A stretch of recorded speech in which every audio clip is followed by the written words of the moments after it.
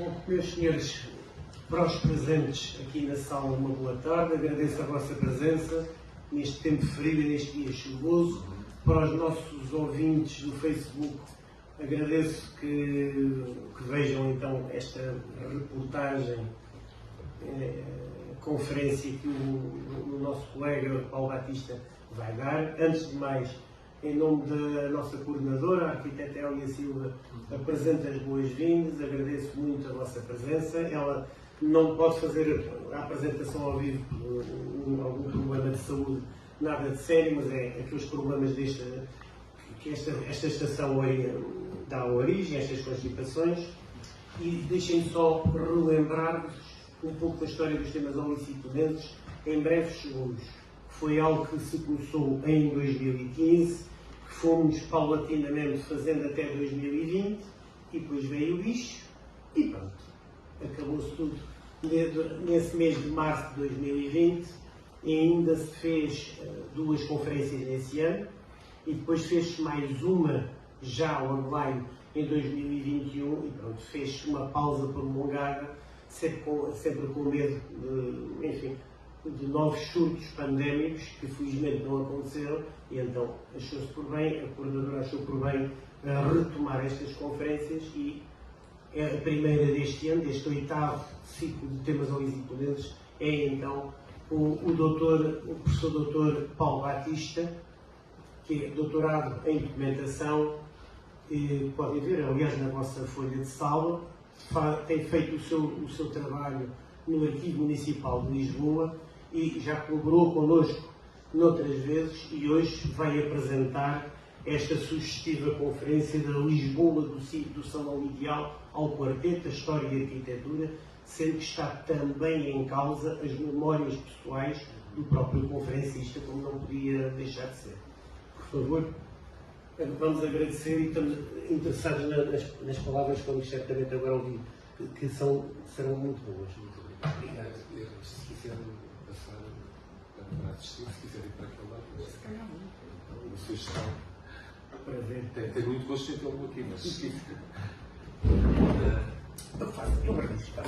bom, muito boa tarde a todos. Não poderia deixar de começar por agradecer à senhora coordenadora do Gabinete de Estudos Olicitudentes, a arquiteta Hélia Silva, a oportunidade, o prazer, o gosto de estar aqui convosco para vos falar de um tema tão marcante, diria mesmo fraturante da nossa cidade, e também, como o meu colega, o Dr. Mestre, já referiu, muito obrigado pela vossa presença aqui num dia que não é seguramente dos mais convidativos, e para mais com a concorrência forte, não há como negar o jogo do Benfica, portanto, ainda mais, muito obrigado pela vossa presença. Bom, a imagem que escolhi, de que gosto particularmente, é uma imagem de 1991, do grande fotógrafo Joshua Blumenau, apresenta um carro de propaganda do cinema Chiado Terrace, cinema este inaugurado em 1908, que se situava na antiga rua do Tesouro Velho,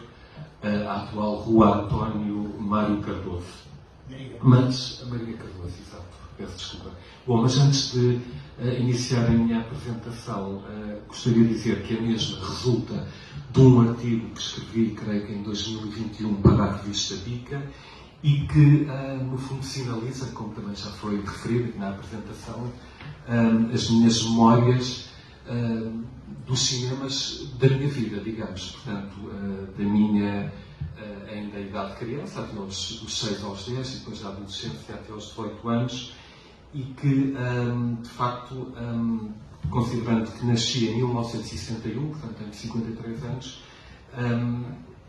estas experiências, estas recordações situam-se claramente ao longo dos anos 80.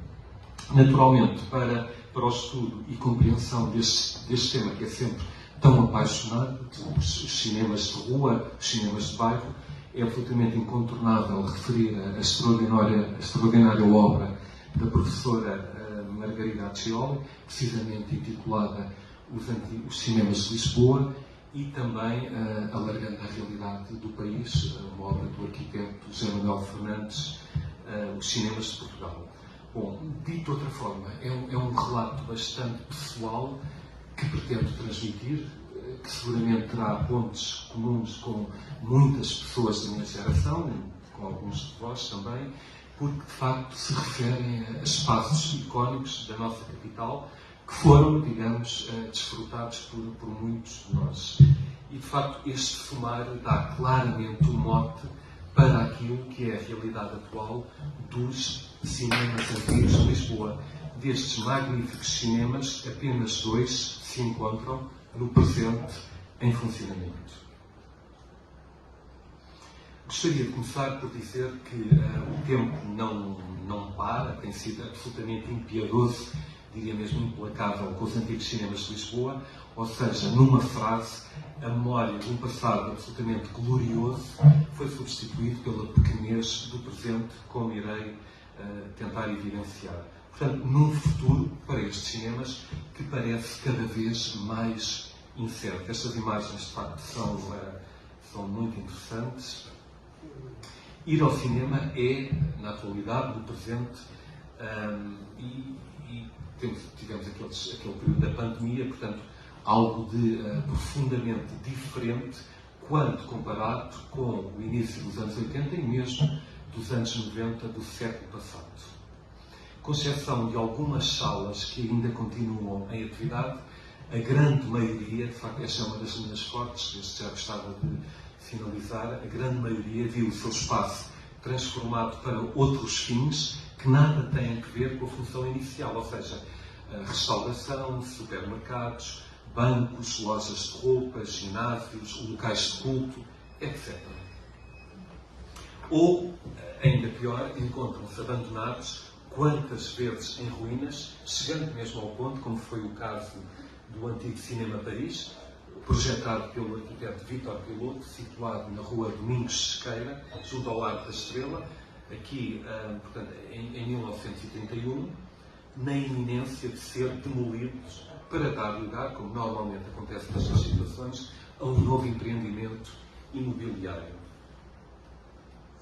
De facto, na atualidade, o cinema é quase exclusivamente disponibilizado ao público em grandes superfícies comerciais, portanto, as chamadas salas de cinema multiplex, portanto, mais do que uma sala, e que chegaram em força com os shoppings ou os centros comerciais, à semelhança de qualquer outro produto de consumo que é disponibilizado nestas grandes superfícies comerciais. Este fenómeno que é verificado a partir do início dos anos 80, do século passado, ajuda a explicar o acelerado desaparecimento das salas clássicas de rua, de bairro, a favor das grandes salas em centros comerciais, portanto, que são verdadeiras cidades dentro da cidade, considerando a variedade de serviços, de espaços de lazer que oferecem, a que se juntam também, por exemplo, as facilidades de estacionamento. Bom, é inegável que as condições que existiam em algumas das salas dos anos 80 não eram claramente as melhores. Por exemplo, o chão plano, se tivéssemos uma pessoa mais alta à nossa frente, era um problema. Cadeiras mal posicionadas, com pouco espaço entre si, portanto, uma pessoa um pouco mais forte ficaria desconfortável. Também o ecrã demasiado baixo, portanto, uma série de problemas técnicos que também não ajudam, ou melhor, ajudam a explicar porque é que os mesmos foram progressivamente desaparecendo. E, de facto, sem espectadores, sem clientes, utilizadores, os proprietários das salas deixaram de ter condições económicas, financeiras para suportar as despesas, o que, por sua vez, portanto, isto é uma pescadinha de rabo na boca, uma bola de neve a rolar pela montanha, portanto, vai não havendo receitas e esses espaços vão sucessivamente fechando.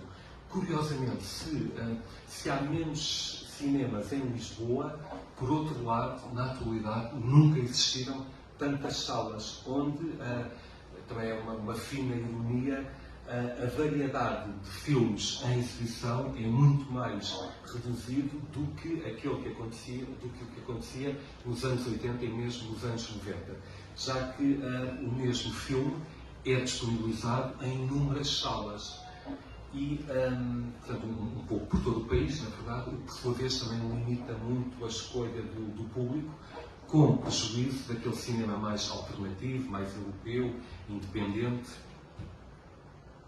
Bom, envolvendo esta dinâmica, se nos anos 80 existiam dezenas de proprietários de salas, na atualidade temos apenas 4. Portanto, temos aqui o Cinema Nós, que tem uma clara posição monopolista, líder de mercado, com o Alvaláxia, o Amoreiras, o Colombo e o Vasco da Gama, o Cinema City, com as salas de Alvalade e do Campo Pequeno, a Medeia Filmes com o Nimas e a sala Fernando Lopes, pouco conhecida, na Universidade de Lusófona, portanto, em frente ao jardim do Campo Grande, agora Mário Soares, e depois o CI Cinemas com as salas do Corte Inglês. Portanto, são estes os grandes grupos que controlam a maior parte dos cinemas em Lisboa. Depois temos a oferta cinéfila na nossa cidade, inclui ainda o São Jorge, a Culturgeste e as salas isoladas do Cinema Ideal, que eu irei destacar, na Rua do Loreto, junto ao Largo de Camões, no Chiado. Depois também, como aqui está, a Casa da América Latina, na Avenida da Índia, o espaço Rua das Gaivotas 6, que deve o nome à rua onde se situa, em Santos, junto ao IAD, e o Teatro de Bairro, na Rua Luz Soriano, no Bairro Alto. Portanto, dito de outra forma, se no princípio dos anos 80 existiam mais de 40 cinemas diferentes em Lisboa, 3 deles, que eram os Alfas, o Quarteto e o São Jorge, portanto, já tinham mais de uma sala, portanto, já estavam naquele conceito agora muito popular, as salas multiplex. Na atualidade, este valor, este número, portanto, passámos de 40 para 15, sendo que destes 15, 10 são salas multiplex e destes 10, 7 estão em grandes superfícies comerciais. Bom, ainda assim, é indesmentível que os novos cinemas integrados nas grandes superfícies comerciais, e no fundo eu vou apresentar as razões do sucesso dos mesmos, eles mantêm, é porque têm pessoas que vão lá. Bom, e de facto, para além de possuírem, quando comparado com os cinemas dos anos 80, uma qualidade de som e imagem muito superior, também oferecem mais variedade de opções em diferentes horários e têm também outro conforto, a questão da segurança, que é cada vez mais tem mais visibilidade. E, portanto, tudo isto, a questão da segurança também não é de somente na ocorrência de um sinistro, um incêndio, etc. Bom, mas de facto, todos estes argumentos de peso que acabei de apresentar a favor das salas multiplex não evitam que estes se apenas se encham quando projetam um chamado, portanto, um blockbuster, encontrando-se vazios na maior parte do ano.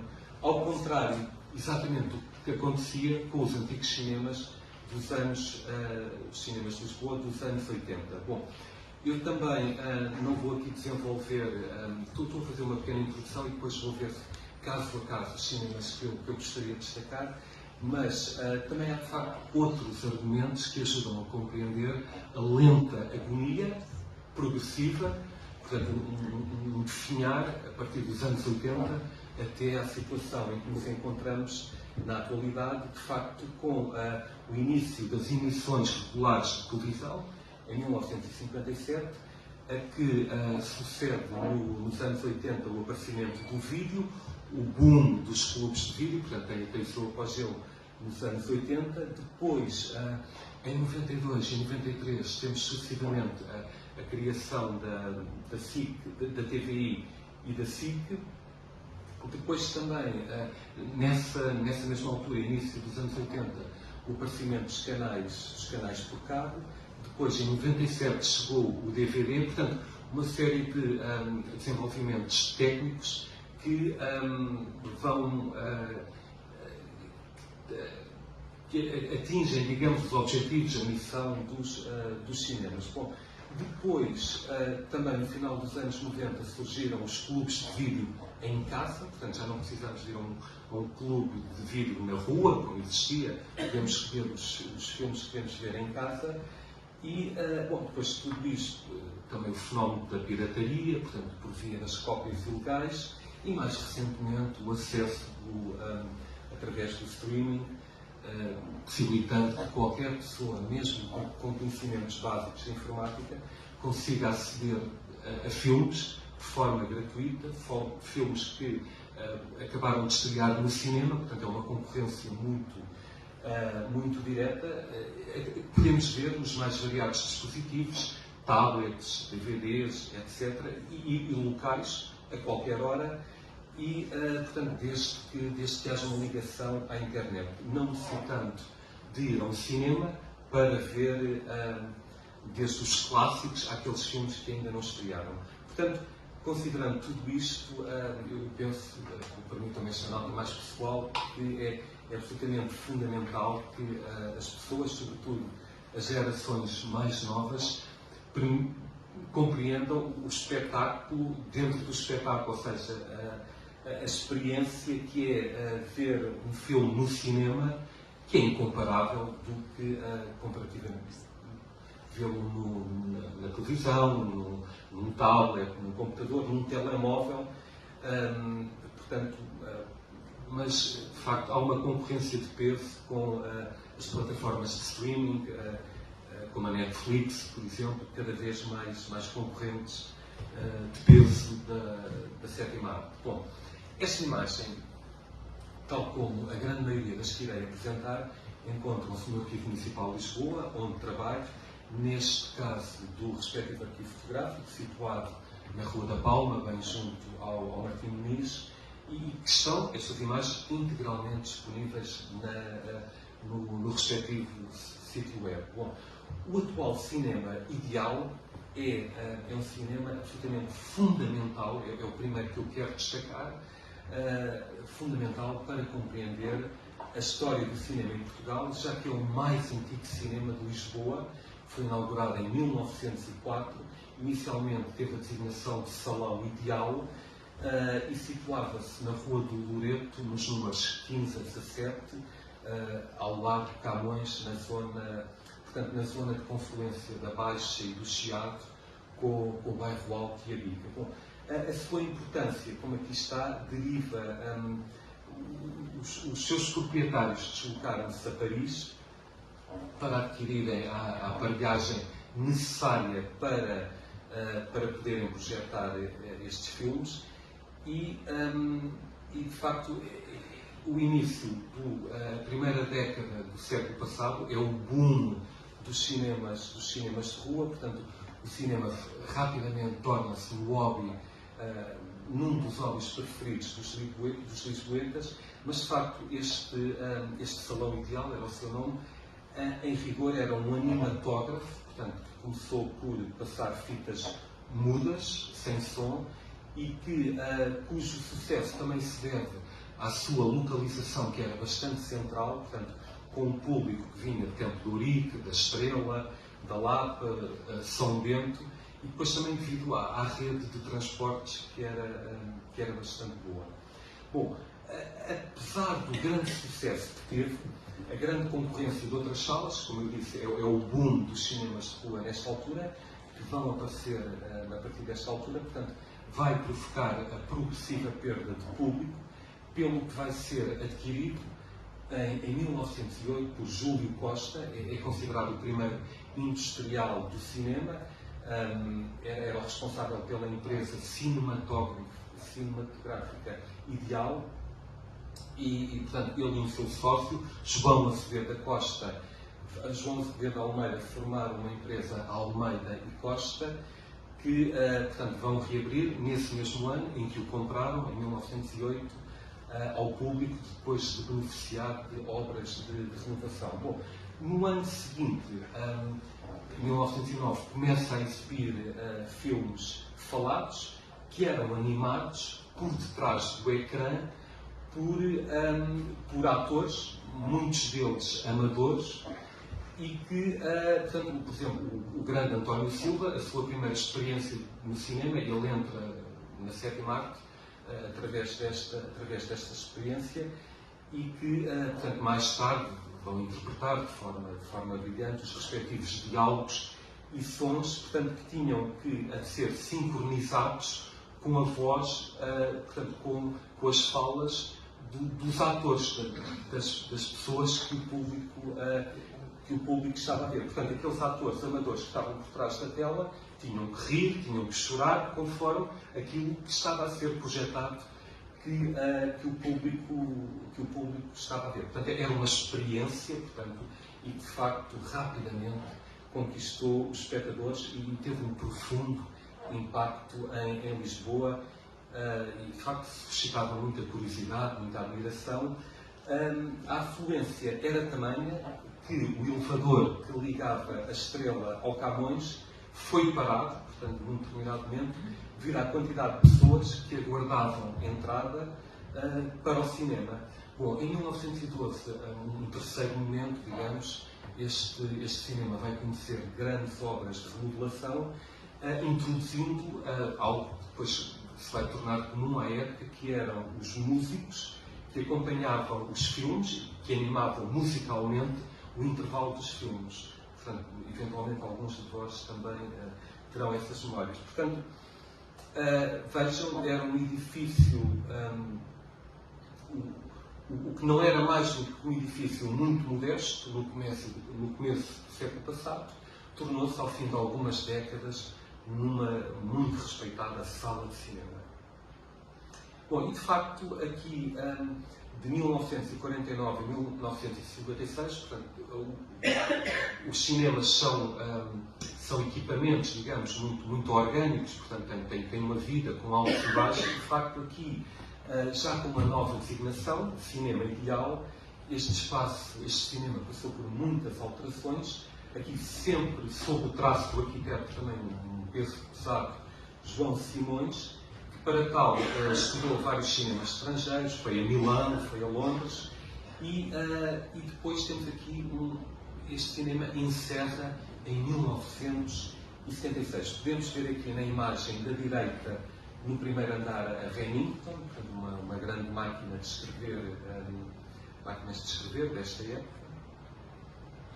Depois de passar por novas obras de beneficiação, o cinema, portanto, fechou em 76, reabre em 78 com o nome Cine Camões e passa a exibir. De facto, aqui é um momento de progressivo declínio.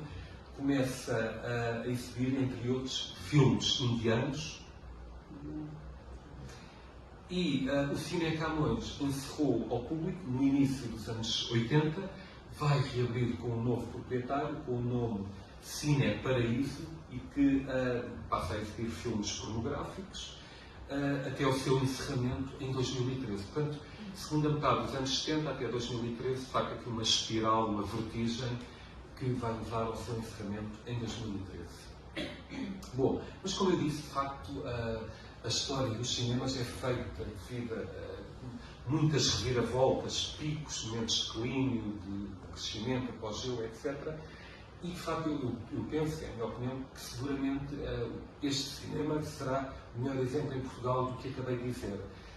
E, de facto, o melhor estava para vir, e ainda bem, com a reabertura do novo cinema ideal, ou seja, recupera-se o nome original em agosto, 28 de agosto de 2014, e que, depois de passar por profundíssimas obras, trabalhos de recuperação, de beneficiação, desde a arquitetura aos equipamentos de projeção, som, uma obra orçada em $500 mil, portanto, um verdadeiro oásis no que respeita a investimentos nesta área do cinema em Portugal, e de facto nasce muito mais do que um cinema, que era aquilo que ele era apenas, entre aspas, no seu início, já que inclui um novo espaço de animação cultural e urbana, como agora se diz, numa iniciativa conjunta da Midas Film e da Casa da Imprensa, que é proprietária deste edifício, com o apoio da CML e um projeto com o traço do arquiteto José Neves. Bom, eu de facto tive o prazer e o privilégio de estar presente na sessão de inauguração do novo Cinema Ideal, que estreou o premiado filme de Joaquim Pinto com o título E Agora Lembrei-me, era este o título, a exibição com um outro filme que era A Desaparecida de John Ford, um filme de 1956, em sessões intercaladas, foi muito interessante. Bom, esta imagem da fachada exterior, eu acho que arrebata-me, de facto, porque evidencia a recuperação da antiga caixa de luz e néons, não é? Tão característica dos típicos cinemas de bairro, é uma coisa que já não se vê, onde se destaca ali a programação, não é? E sempre que a programação altera, abre-se aquela caixinha e coloca-se a respectiva folha. Bom, a inauguração, que estava marcada para as 19 horas, portanto, do dia 28 de agosto de 2014, foi absolutamente inesquecível, já que às 19h15 ainda se ouviam os berbequins, as pessoas a trabalhar, viam-se funcionários com baldes de água de um lado para o outro, num virote, as pessoas a entrarem, portanto, numa limpeza verdadeiramente a toda a velocidade. Foi uma experiência muito, muito engraçada. Bom, eu venho regularmente a esta sala, já que é um cinema completamente alternativo, fora da caixa, em termos de programação, totalmente alternativo aos grandes circuitos, à programação mais comercial. Já aqui exibe cinema português, europeu, chinês, japonês, iraniano, etc. Portanto, tem uma programação muito...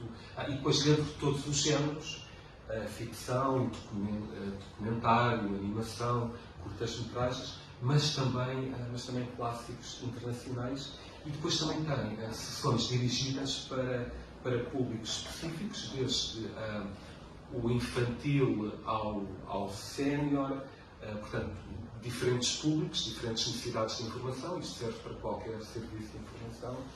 E, de facto, também funciona em articulação com as respectivas juntas de freguesia limítrofes. As escolas, as instituições, as organizações culturais, etc.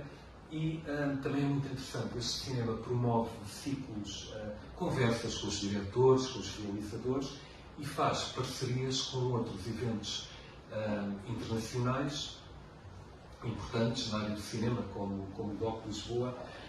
Ainda a propósito do cinema, por exemplo, eu vi aqui a reposição das versões digitais integralmente restauradas dos Verdes Anos, o filme de 1963, O Mudar de Vida, de 1966, portanto, dois filmes-chave do cinema português, de Paulo Rocha, que iniciaram o chamado Novo Cinema Português.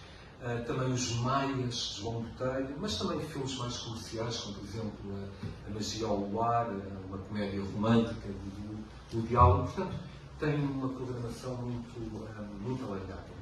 Bom, como podem ver, é uma sala pequenina, 200 lugares, simples no bom sentido do termo, mas muito, muito bonita, de grande qualidade, de grande conforto, e tem a particularidade de ter as cadeiras que pertenceram ao saudoso Cineteatro Monumental. Portanto, uma parte delas foram levadas para lá.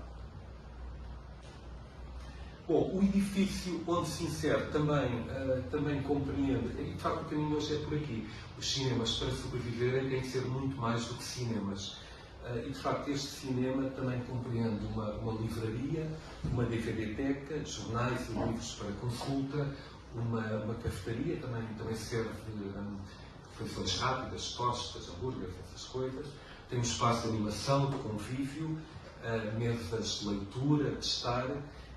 Bom, numa frase, é um cinema que recomendo vivamente, já levei lá o meu filho várias vezes, porque de facto tem esta singularidade, conserva o charme de um antigo cinema de rua, de bairro, em Lisboa, no centro da cidade.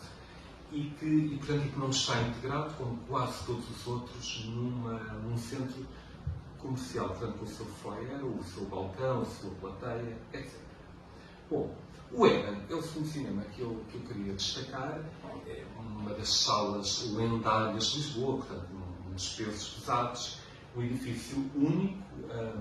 Penso que será a obra mais emblemática do grande arquiteto Cassiano Branco, portanto, um marco também no modernismo português.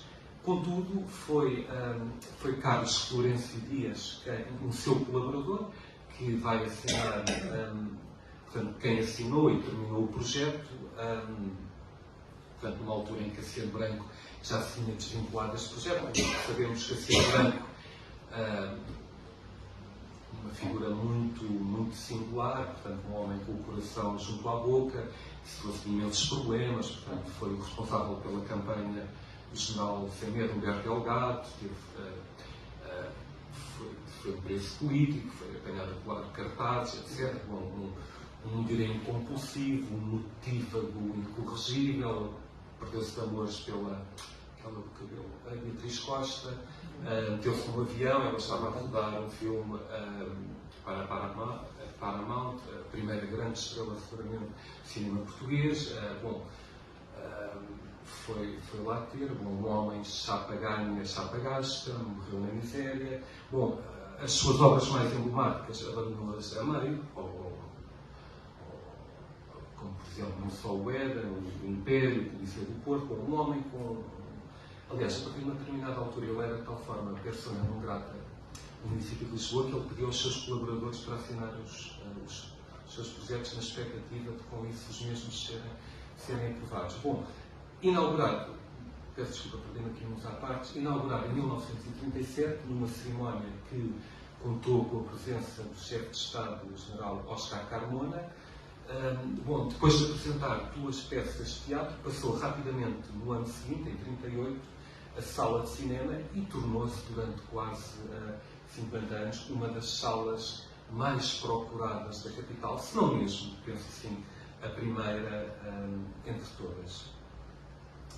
Também por via da sua localização central, na zona dos restauradores, portanto, em pleno coração de Lisboa,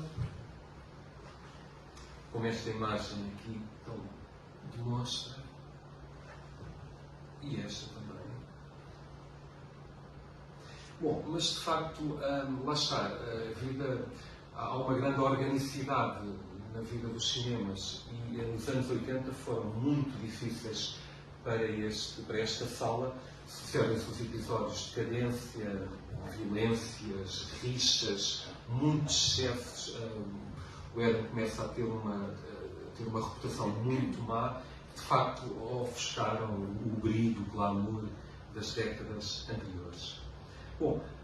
Para lá do impacto dos cartazes, portanto, expostos na sua fachada publicitária, portanto, que ela era uma grande fachada e percebe-se, portanto, do potencial que teria para fins publicitários, que de facto anunciavam os filmes exibidos. Eu tenho bem viva a memória do último filme que aqui vi, que foi Os Deuses Devem Estar Loucos, mas a segunda parte de um realizador sul-africano, não lembro do nome, em janeiro de 1989, eu ia fazer 18 anos, e de facto, como lamento não ter percebido que seria o derradeiro filme que eu aí teria a oportunidade de ver para me despedir. Portanto, o simbolismo de perceber, porque na altura não tive essa noção, que seria o último filme em exibição aqui. Portanto, o meu primeiro filme nesta sala foi o último da mesma.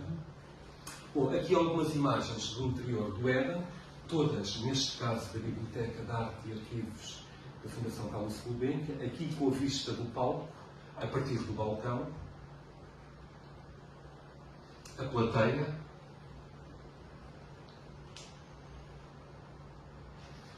o átrio, depois a sua extraordinária escadaria, portanto, para mim é mais magnífica de todas as escadarias, seguramente, que já conheci.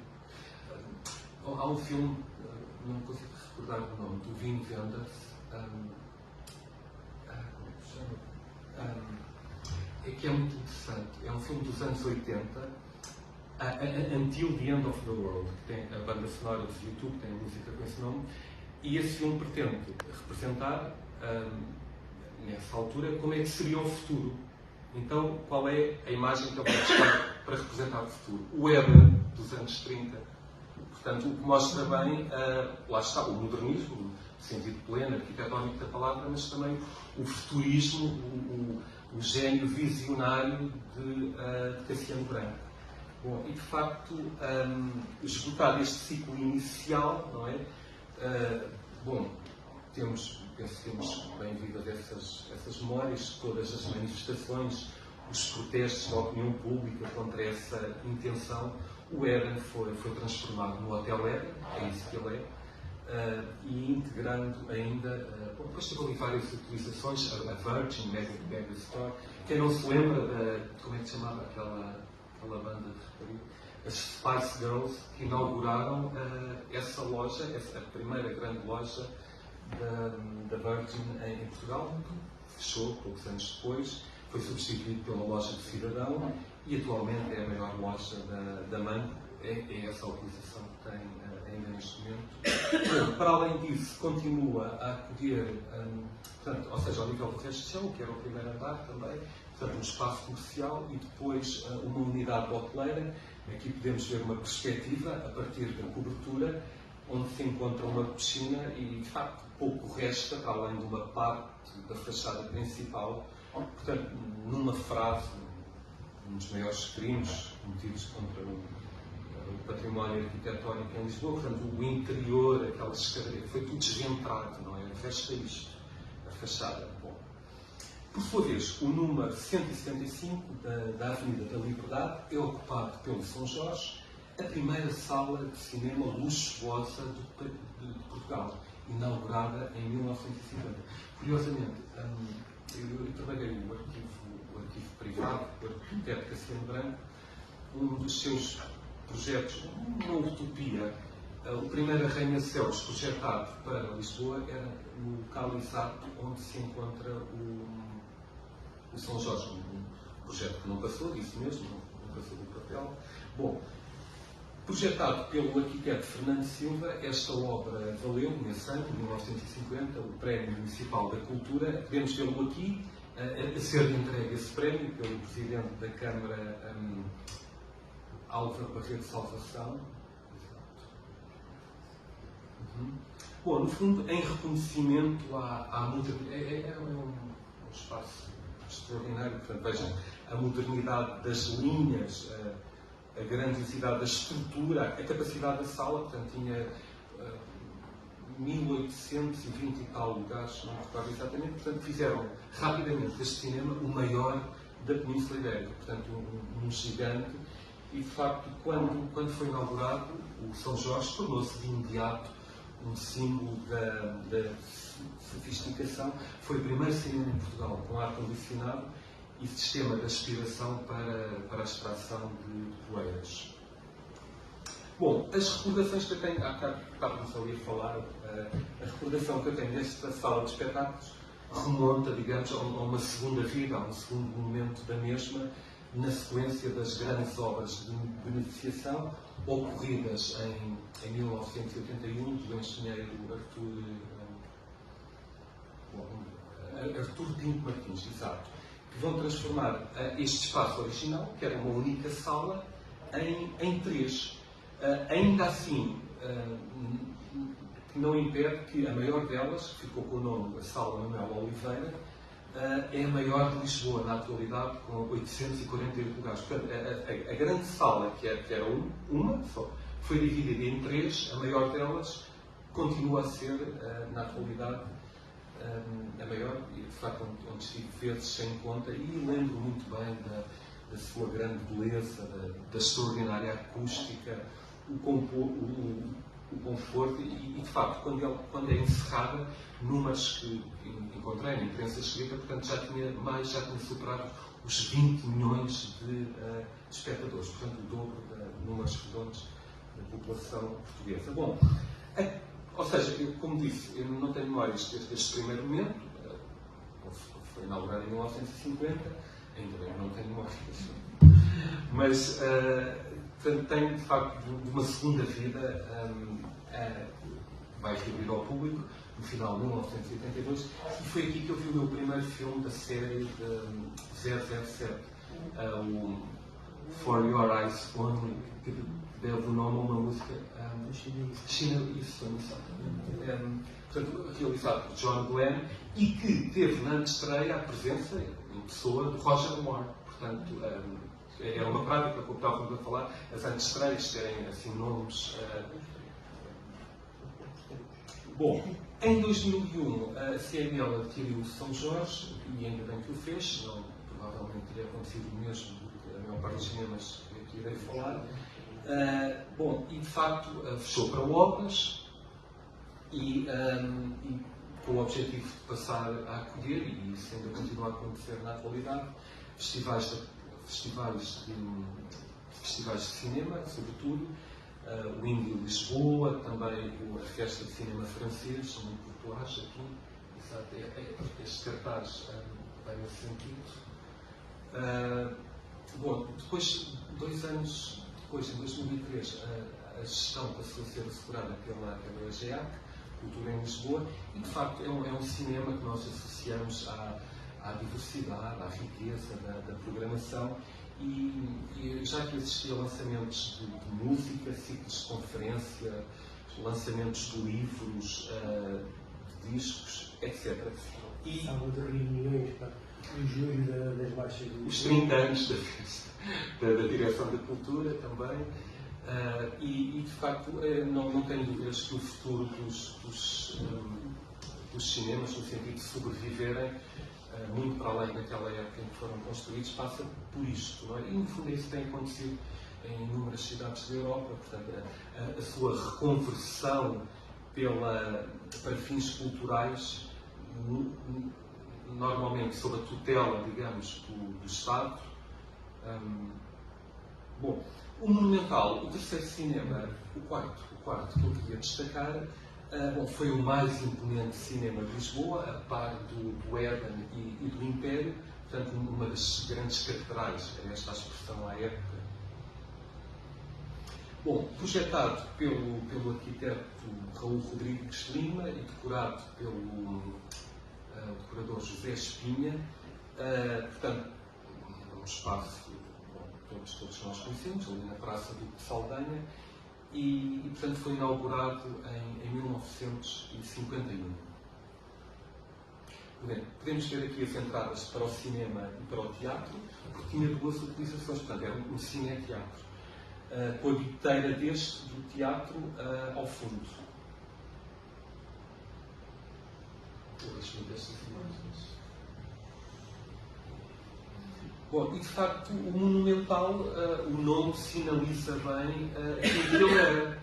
Portanto, um teatro com capacidade para 1.182 espectadores, absolutamente magnífico, vejam. Aqui noutra perspectiva. E depois um cinema com 2.170 espectadores. Aqui temos a vista do palco a partir do balcão.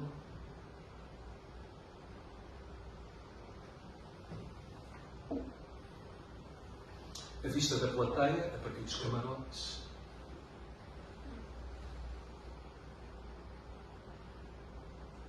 De novo aqui a vista da plateia. Mais uma vista desta.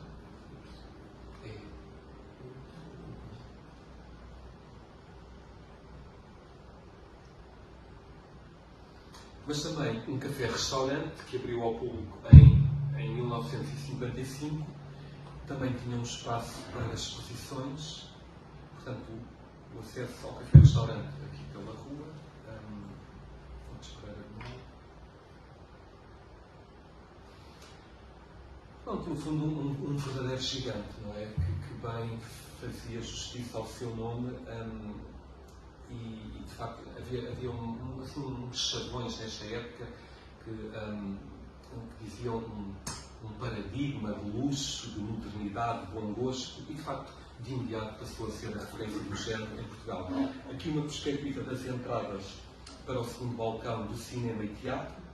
E depois também os camarotes do teatro. Vos permito dizer, Sim, sim. exemplos que temos nesse ambiente, era de facto marcante em cada ano os réveillons, finais do ano, Sim, sim. e também os grandes os dias de carnaval. Comprava-se o bilhete último, tinha uma sessão de teatro e depois, às 3 da manhã, dava uma sessão de cinema.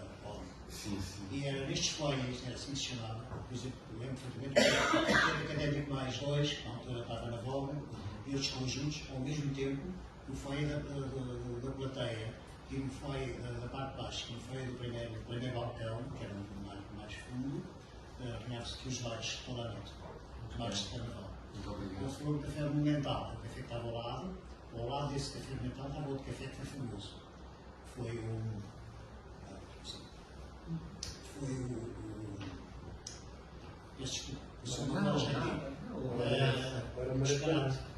Maracanã. mesmo ao lado. Não, agora tem mais que era um grande café também, onde se juntavam os artistas de teatro, que vinham do teatro, era um café assim. Já digo, podemos já falar sobre o livro. Muito obrigado. Bom, foi nesta sala em que, em 1953, pela primeira vez em Portugal, os espectadores puderam ver um filme em 3 dimensões, portanto, neste ecrã gigante, o CinemaScope. Gosto tanto desta imagem. Reparem, a extraordinária dimensão, aqui é, portanto, a presença humana que nos dá a escala, não é? E depois ainda a curvatura, lá está as 3 dimensões. Bom, aqui algumas imagens da cabine de projeção.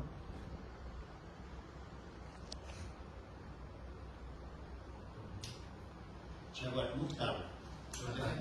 Sim, Bem caro, café momento. Sim, que ainda existe, ainda lá está, no Maracanã. Era uma esquina a seguir. Bom, eu tive a sorte, o prazer de frequentar inúmeras vezes quer o cinema, quer o teatro. Vou fazer aqui um comentário. De facto, um dos meus pais e da minha irmã, os meus pais não nos podiam levar ao cinema, estavam sempre a trabalhar. Mas tínhamos um casal, muito nosso amigo, que tinha um filho da minha idade e que eles eram cinéfilos compulsivos. Portanto, todos os fins de semana nós víamos 2 filmes, era assim uma experiência para uma criança, de facto, teve muito impacto. Bom, este foi um espaço que acolheu grandes nomes da música portuguesa, internacional, Charles Aznavour, Sylvie Vartan, Johnny Hallyday, François Hardy, Adamo, Rita Pavone, o Louis Armstrong, Sammy Davis Jr., portanto, esses nomes todos.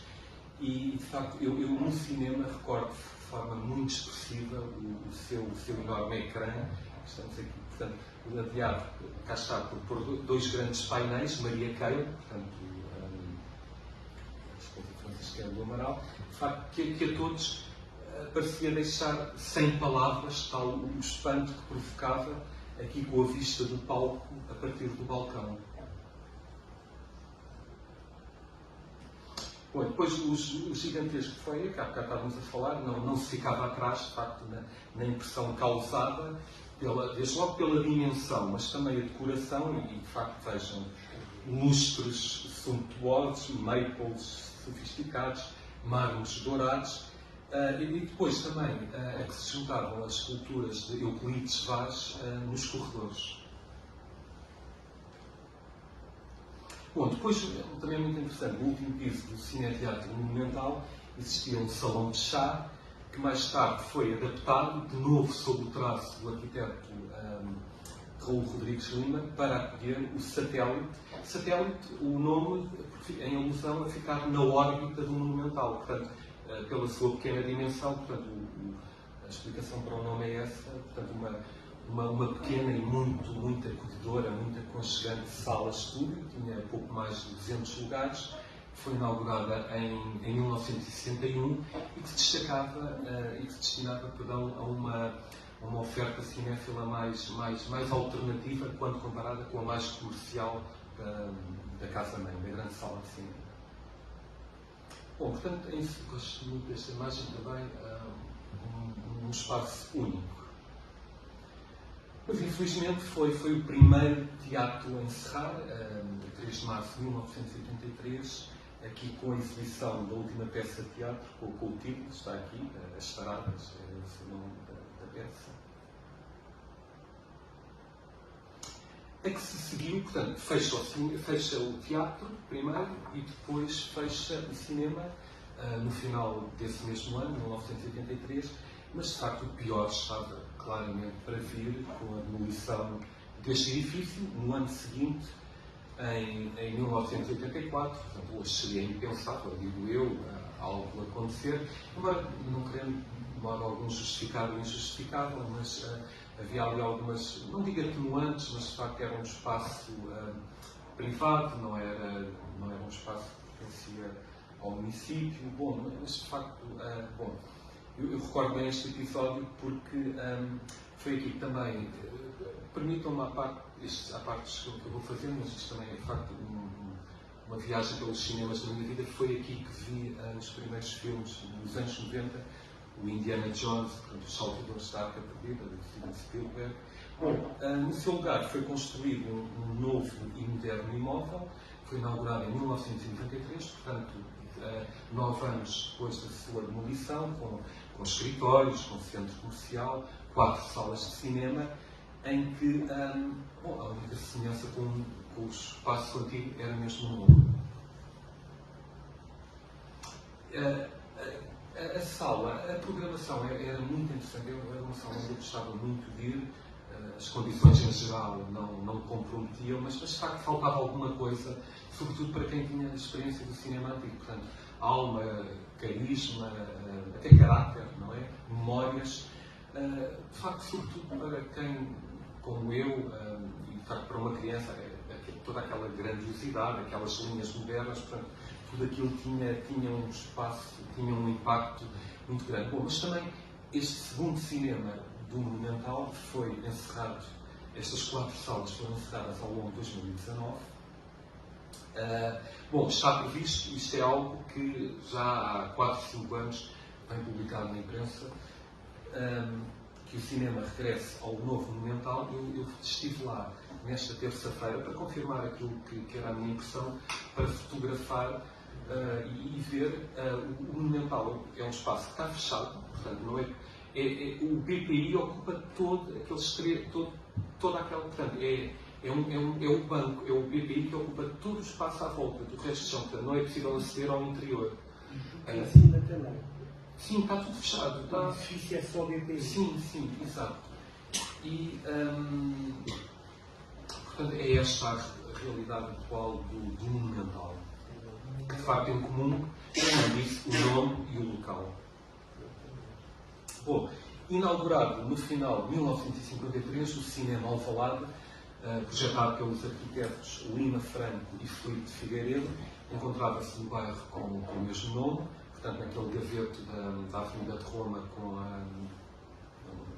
qualquer coisa Palmeirinho. Isso, exato. Bom, eu sempre achei este cinema singular, desde logo pela sua localização, portanto, na deslumbrante Avenida de Roma, em que de facto ia ao cinema, mas sempre que podia ia com muita antecedência para percorrer ali aquela avenida e admirar demoradamente a qualidade arquitetónica daqueles edifícios. E foi ali também, foi muito interessante, comecei a frequentar aqueles cafés icónicos, não é, que povoavam o seu percurso, lá estão alguns, Capri, Vavá, Luanda, Sul-América, a Suprema também, não é? E depois finalizava já na Guerra Junqueiro, na Mexicana.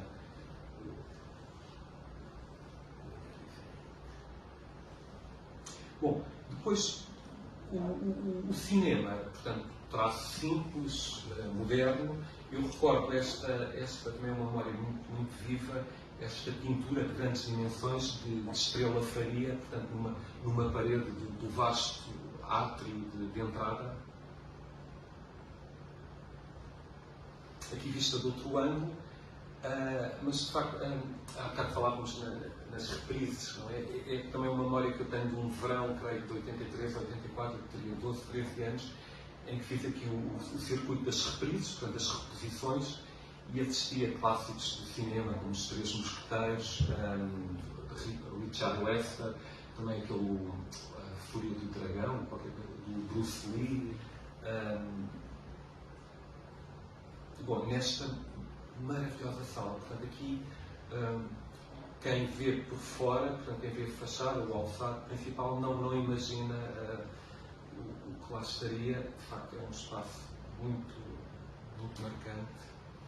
Bom, encerrou em 1985, depois foi sucessivamente, teve muitas utilizações. Primeiro foi cedido para festivais, para espetáculos, depois foi alugado à IURD, sabe? Estava a tentar o acrónimo Universal, Igreja Universal de Fé em Deus, sabe? Bom, depois foi cedido a uma empresa com a finalidade de vendê-lo. Bom, e depois finalmente foi demolido, desapareceu em 2003, sendo que pelo meio teve ali alguns anos ao abandono, absolutamente vandalizado, utilizações péssimas. Portanto, em 2003 desapareceu. Bom, em 2009 foi inaugurado um edifício habitacional, lá está, com 4 pequenas salas de cinema, o Cinema City Alvalade, onde também fui algumas vezes. A programação é muito interessante, o ambiente é elegante, as salas são extraordinariamente confortáveis. Mas, de facto, o que me emociona, porque ainda lá está, e porque me faz viajar no tempo, recuar, é este painel de Estrela Faria que foi restaurado e recolocado em todo o seu esplendor no lugar exato que ocupava o edifício original. Bom, este espaço encerrou temporariamente, como muitos outros cinemas, com a pandemia, coronavírus, mas reabriu depois disso e continua a funcionar. Bom, aqui o espaço que até 2013, que foi o ano do seu encerramento, conhecíamos por Cinema King. Durante algum tempo designou-se por King Triplex, porque tinha 3 salas, mas começou por se chamar Vox, não é? Penso que todos conhecem, e de facto localizado na avenida Frei Manuel Contreiras, não é? Esta ruazinha é a Rua Miguel Pato, e aqui deste lado é a Frei Miguel Contreiras. Portanto, junto ao Teatro Maria Matos, foi inaugurado em 1969, segundo os projetos do arquiteto Aníbal Barros da Fonseca e Eduardo Paiva Lopes. Bom, esta é uma imagem atual do exterior, portanto, do espaço onde se encontrava o King.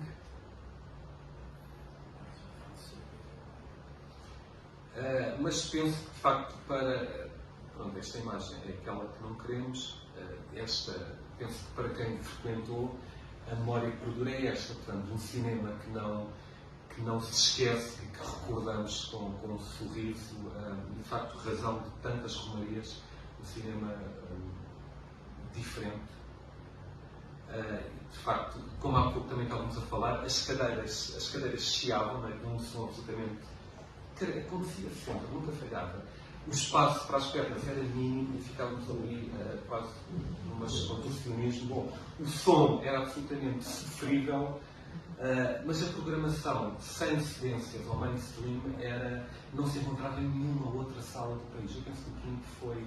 Bom, eu lembro, vi aqui um filme, um dos últimos filmes, que foi A Luz Silenciosa, de Carlos Reigadas, um filme mexicano, inesquecível. Bom, mas de facto também aqui, também falámos disso há pouco, que também concorreu para o nome, para ser um cinema inesquecível, tal como eu depois irei falar no Apolo 70, o crítico de cinema, o Laulo António, fazia aqueles resumos, aquelas críticas que deixam-me entrar e eram gostadas, que eram absolutamente inesquecíveis. E de facto foi um cinema que revolucionou o cinema em Portugal, uma sala que revolucionou o cinema em Portugal. Foi o primeiro, inauguraram aquelas sessões de cinema à meia-noite que por vezes esgotavam e realizavam-se ainda mais 2 sessões, portanto o cinema acabava às 4, 5 da manhã, portanto a última sessão começava às 4 da manhã, por vezes até perto das 6. Bom, depois, como falei aqui, a sala de cinema, o nome de Cinema Estúdio Apolo 70, portanto, num centro comercial, inicialmente também eram designados os drugstores, é considerado um dos mais antigos do país, portanto, todos sabemos ali onde é que fica, ali junto ao Campo Pequeno, na Avenida Júlio Diniz. Foi inaugurado em 1971, com o nome Apolo 70, em homenagem à missão espacial Apolo 11, que permitiu, supostamente, se diz, que o homem pisasse pela primeira vez a Lua. Bom, à época, de facto, rezava a publicidade em grandes parangonas, portanto, era o maior drugstore da Europa, tinha 41 lojas, portanto, ainda não. Isto é a pré-história, digamos, dos grandes centros comerciais. Tinha um salão de jogos, também tinha uma inovadora sala de bowling, bowling automática, penso que foi a primeira em Portugal, 4 pistas, as bolas vinham ter connosco automaticamente. Depois também falávamos disso, tinha um extraordinário snack bar, com os melhores gelados de Lisboa, os gelados que eram indescritíveis. Bom, depois também, mas estou aqui para falar do cinema, de facto, a sala de cinema, estava a perder, era excelente, projetada pelo arquiteto Augusto Silva e decorada pelo pintor Paulo Quer. Portanto, nestes cinemas, a figura do decorador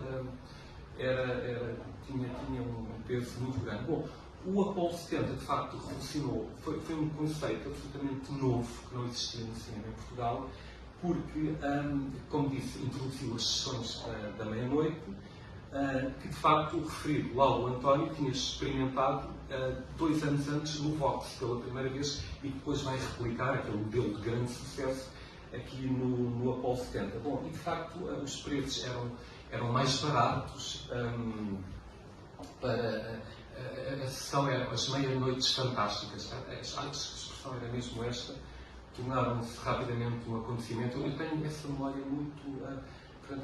As filas intermináveis para as pessoas irem ao cinema à meia-noite.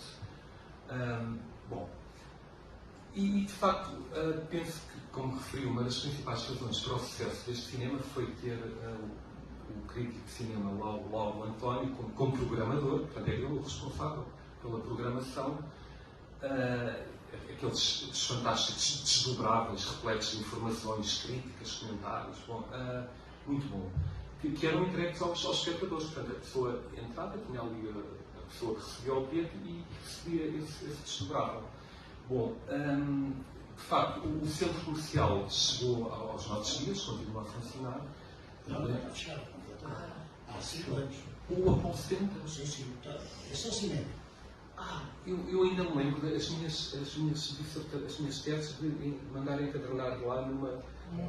E do lado de fora também tinha uma pequenina e depois lá embaixo. O dono do espaço global arrendou a outra pessoa. E essa pessoa, com as lojas, foi recebendo as rendas das lojas. Mas não deixou de pagar a renda ao dono do espaço. O dono do espaço faz relação dos preços. O cinema fechou em 1990. Isso eu lembro muito bem. Não, é só cinema. Muito bem. Livraria, tudo o que imagino, é só cinema. Eu tenho fotografias que entrei lá dentro. Lembro-me de ver aqui um épico incompreendido, ficção científica, maravilhoso, Dune, David Lynch. Curiosamente, ao lado, à direita, existe outro centro comercial que Pois, a minha confusão é essa, sim. Está a funcionar. Pois, exato.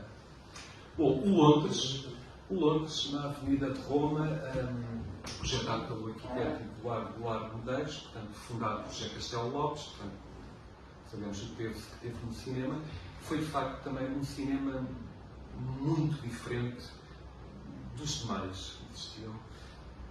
Eu sempre me impressionou 2 coisas. 3, a escultura do Cotileiro, logo ali na entrada, depois a pintura do Noronha da Costa, portanto, 2 artistas que admiro muito, mas de facto a escadaria tão íngreme que assustava. Não sei se tem essa ideia.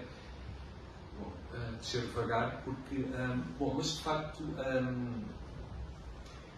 Durante muito tempo foi designada como a melhor sala de estúdio de cinema e, de facto, também aqui houve uma verdadeira revolução ao nível do conceito do cinema em Portugal.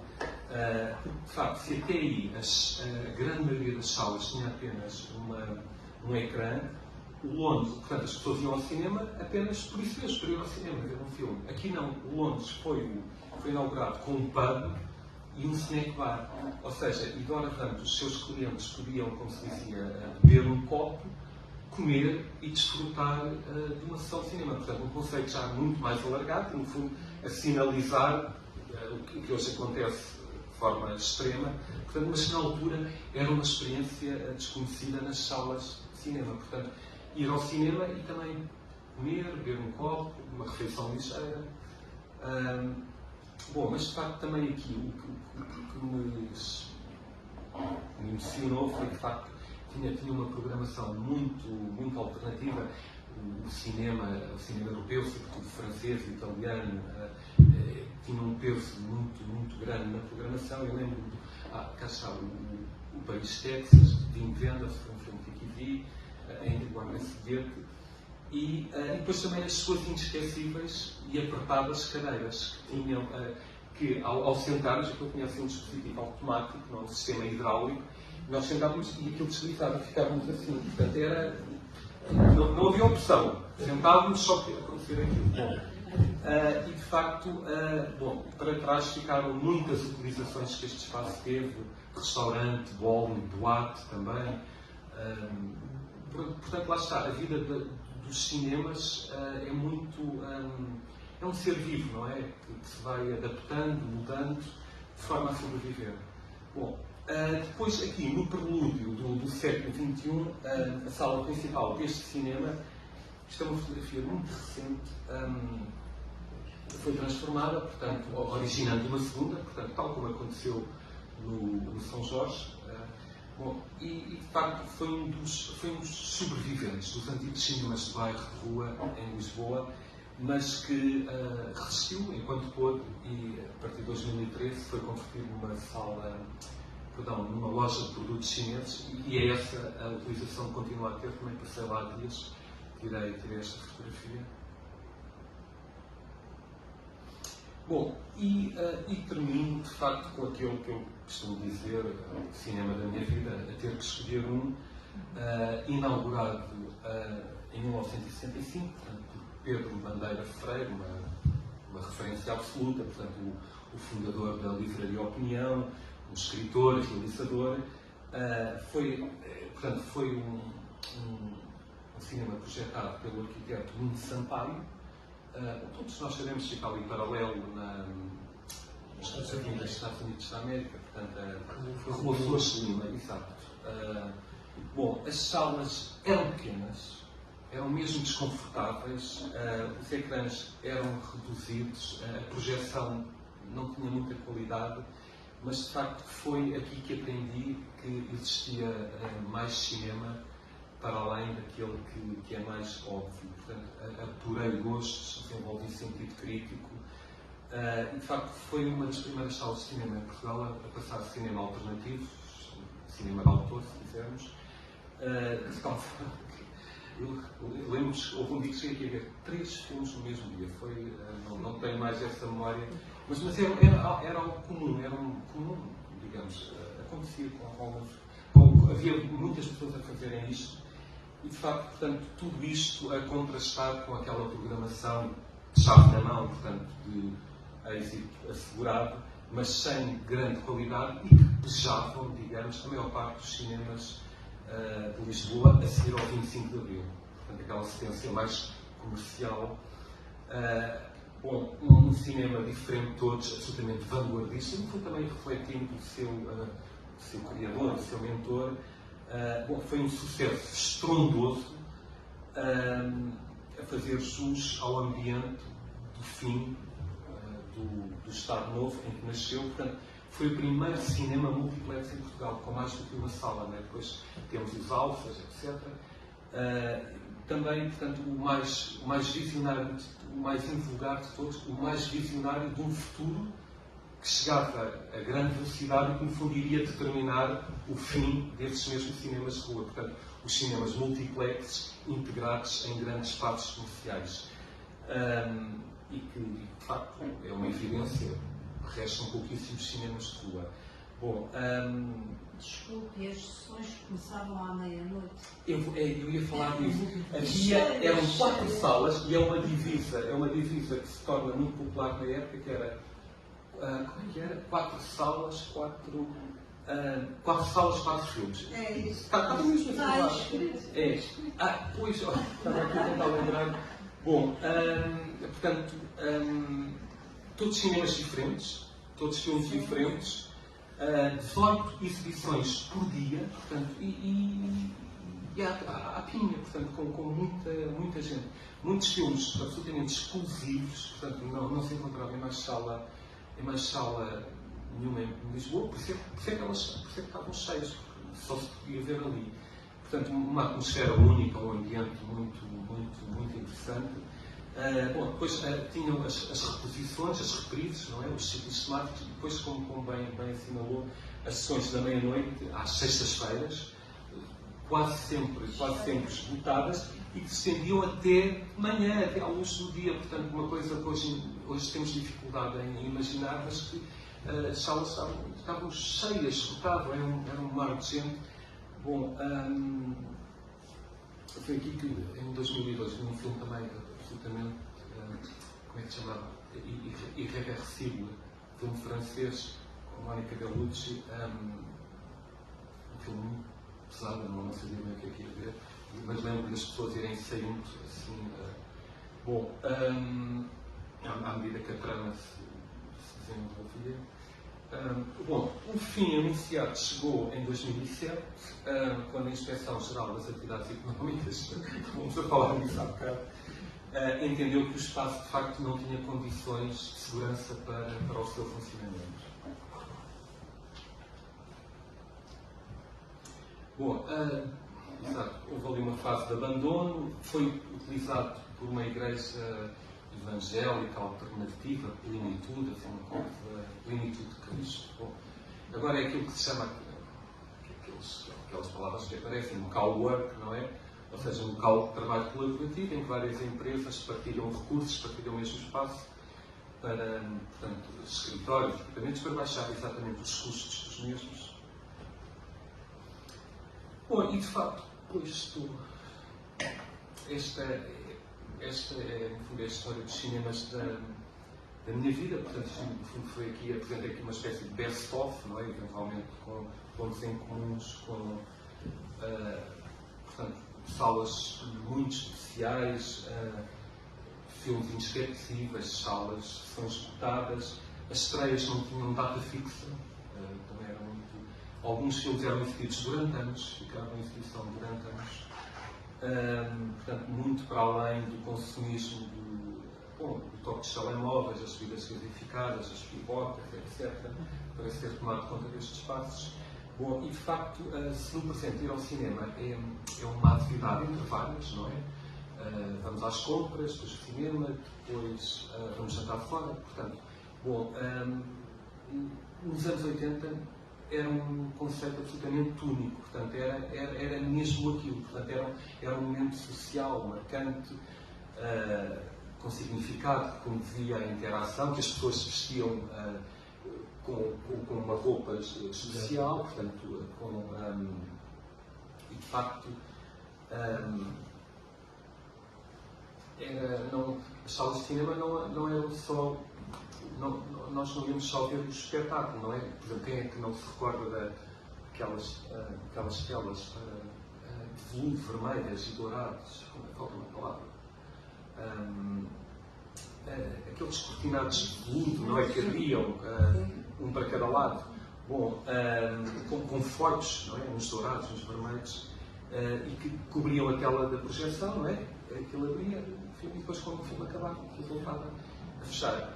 E portanto, bem sei, não estou aqui num exercício de ciência, portanto, a nostalgia, diria mesmo a saudade, turva-me a isenção, sempre em prejuízo das salas atuais de cinema, que, de facto, cada uma destas salas tinha uma história, um charme, até um cheiro, não é? Até um cheiro, às vezes há locais que associamos cheiros. Portanto, também, naturalmente, isso é um aspecto âncora, não esquecendo que representa, do ponto de vista arquitetónico, para a nossa cidade, a perda de muitos destes cinemas, porque se alguns, do mal ou menos, foram adaptados para outras funções que nada têm a ver com a inicial, portanto, locais de culto, espaços comerciais, bancos, restauração, etc., outros desapareceram, portanto, foram demolidos, já não estão lá. Portanto, o sucessivo encerramento destas salas, estou mesmo a terminar, é algo que nos marca de forma indelével, portanto, porque é uma parte da história das nossas vidas que foi feita lá, não é? Desde, bom, ir com o namorado, com a namorada, portanto, são memórias. Ver o primeiro filme, levar um filho, uma criança, bom, com os colegas da universidade, da turma, da secundária, etc. Portanto, também é um vazio, a perda de sentimento que nos deixa, porque é uma parte da nossa vida que está lá e que desapareceu, não é? Portanto, era isso que eu queria dizer. Muito obrigado pela vossa atenção.